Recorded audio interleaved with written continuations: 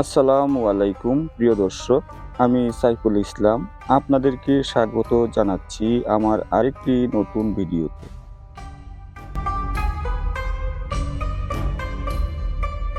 প্রিয় দর্শক, আজ আপনাদেরকে দেখাবো ঐতিহাসিক একটি বিখ্যাত মসজিদ, কিশোরগঞ্জের পাগলা মসজিদ।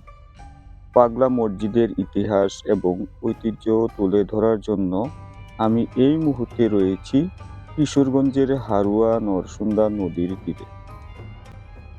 আপনারা অনেকেই হয়তো এই মসজিদটি দেখেছেন অথবা এই মসজিদের কথা শুনে থাকবেন।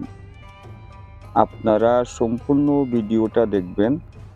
আপনাদের কাছে আমার একটা ছোট্ট রিকোয়েস্ট, যারা আমার এই চ্যানেলটাকে সাবস্ক্রাইব করেননি তারা অনুগ্রহ করে সাবস্ক্রাইব করবেন আর পাশে থাকা বেল আইকন প্রেস করে দিবেন। তাহলেই সবার আগে আপনারা আমার ভিডিওগুলো পেয়ে যাবেন। আর যারা সাবস্ক্রাইব করেছেন তাদেরকে অসংখ্য ধন্যবাদ।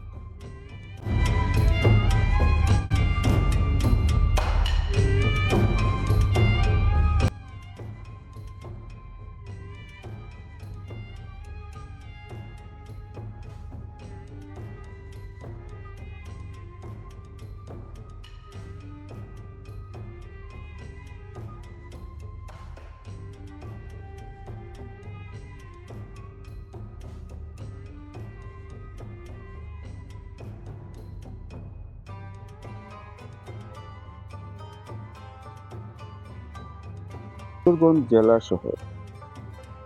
জেলা শহরের হারুয়া এলাকা নরসুন্দা নদীর তীরে অবস্থিত প্রায় ২৫০ বছরের পুরনো ঐতিহাসিক পাগলা মসজিদ। জনশ্রুতি আছে, মহাবীর ঈশা খানের অধস্তন পুরুষ দেওয়ান জিলকদর খান ওরফে জিলকদর পাগলা দুনিয়াদারি ছেড়ে আধ্যাত্মিক সাধনায় একাকী জীবনযাপন করতেন। ফলে তিনি মানুষের কাছে পাগলা সাহেব বলে পরিচিত ছিলেন।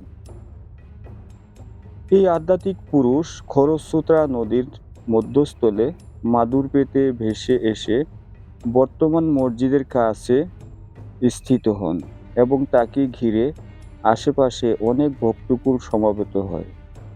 তারা ইবাদত বন্দিগির জন্য দেওয়ান পরিবারের পক্ষ থেকে পাগলা সাহেবের নিজের পছন্দের স্থান নরসুন্দা নদীর মাঝখানে টিলার উপর একটি টিনের ঘর তৈরি করে দেওয়া হয়। ওই ঘরটি পরবর্তীতে পাগলা মসজিদ হিসেবে পরিচিতি লাভ করে। পাগলা মসজিদ নামকরণের ব্যাপারে আরেকটি ঘটনাও লোকমুখে প্রচলিত। সেটি হলো,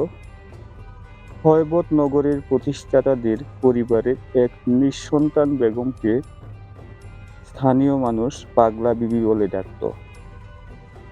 দেওয়ানবাড়ির এই বেগম নরসুন্দা নদীর তীরে স্বপ্নাদিষ্ট হয়ে একটি মসজিদ নির্মাণ করলে পাগলা বিবির মসজিদ নামে পরিচিতি পায়। আধুনিক স্থাপত্য শৈলীতে নির্মিত এই মসজিদটির বর্তমান জমির পরিমাণ ৩ একর ৮৮ শতাংশ, যা নির্মাণকালে ছিল কেবল ১০ শতাংশ জমির উপর।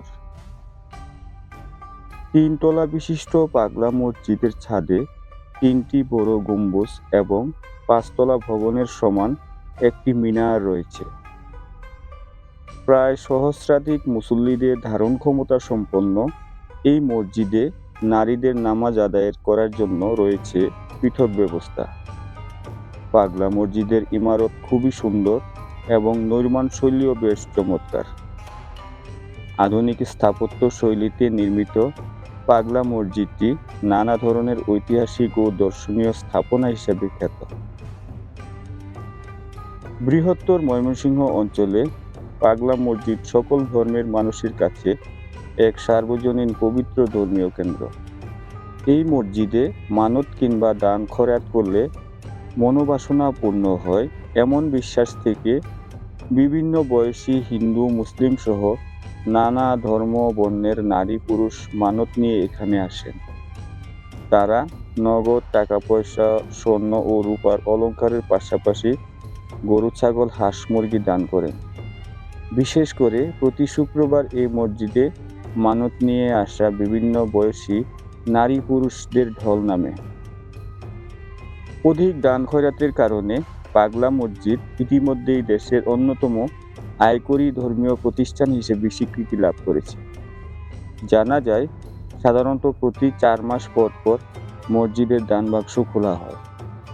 নির্ভরযোগ্য তথ্য মতে প্রতিবার দান বাক্স খোলার পর অন্তত 1.5 থেকে 2.5 কোটি টাকা পাওয়া যায়।